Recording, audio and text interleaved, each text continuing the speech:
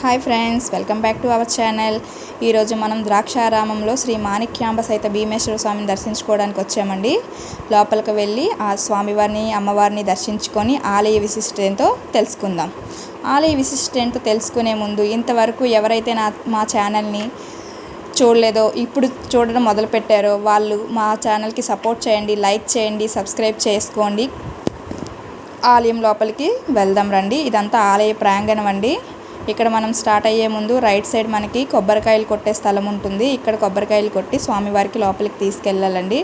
అలా ముందుకు వెళ్తే మనకి ఎడం వైపున విఘ్నేశ్వరుడు ప్రతిమ ఒకటి ఉంటుందండి. ఆ విఘ్నేశ్వరుడిని దర్శించుకొని స్వామివారికి దర్శించుకోవడానికి ప్రతి ఒక్కరూ లోపలికి వెళ్తారండి. ముఖ్యంగా ఇక్కడంట ఆ విఘ్నేశ్వరుడికి ఒక ప్రాముఖ్యత ఉందంటండి. ఏదో డాన్సింగ్ గణేష ఏదో అంటారంట. సో కోరిన కోరికలన్నీ నెరవేర్చుతాడంట గణేశుడు. సో దర్శించుకొని లోపలికి వెళ్దాం. ఈ టెంపుల్ అంతా కూడా రాతి కట్టడాలేనంటండి. ఈ రాతి కట్టడాలు మొత్తం చాలా అందంగా ఉన్నాయి చూడండి. ఈ టెంపుల్ అంట 800 సంవత్సరంలో క్రీస్తు పూర్వం 800 సంవత్సరంలో ప్రారంభించారంటండి పనులు గుడి నిర్మించడానికి. 11వ శతాబ్దంలో పూర్తయ్యాయి అంటండి. ఈ టెంపుల్ నిర్మించబడింది 11వ శతాబ్దంకి ఈ టెంపుల్ అనేది పూర్తయిందటండి. మొత్తం రాతి కట్టడమేని చాలా అద్భుతంగా ఉంది కట్టడం అయితే. ఇలాంటివన్నీ మనం చూడాలండి, మన పిల్లలకు కూడా చూపించాలి. మన హిందూ సాంప్రదాయం ప్రాముఖ్యతల్ని వాళ్ళకి తెలియజేయాలండి.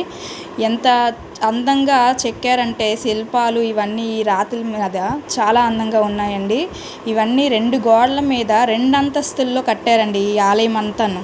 చాలా విగ్రహాలు కూడా చెక్కి ఉంచారు. చాలా శిలా శాసనాలు కూడా రాసి ఉంచారండి.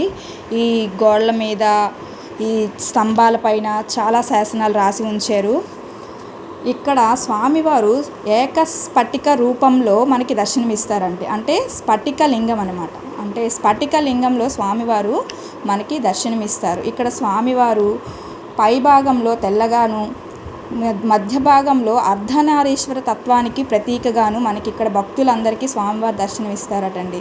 ఇక్కడ మాణిక్యాంబ సహిత అన్నాను కదండి. మనకి ఈ అమ్మవారు మాణిక్యాంబ అమ్మవారు మనకి అష్టాదశ శక్తిపీఠాల్లో 12వ శక్తిపీఠంగా ఇక్కడ వెలసి ఉన్నారు. 12వ శక్తిపీఠంగా అమ్మవారు ఇక్కడ వెలసి ఉన్నారు. ఈ అమ్మవారు సతీదేవి రూపం శరీర భాగంలో ఎడమ చెంప భాగం ఇక్కడ పడి మాణిక్యాంబ అమ్మవారిగా వెలసి ఉన్నారంట. ఇక్కడ ఆస్థాన పండితులు మనకి తెలియజేశారండి. నేను అమ్మవారిని దర్శించుకున్నాను. నాకు కుంకుమ గాజులు కూడా దక్కాయండి. చాలా ఆనందంగా ఉంది. దర్శనం అయితే చాలా బాగా అయ్యింది. అలా దర్శనం చేసుకొని కాసేపు కూర్చొని అలా గుడి బయటికి వద్దామనేసి అనుకుంటున్నాం.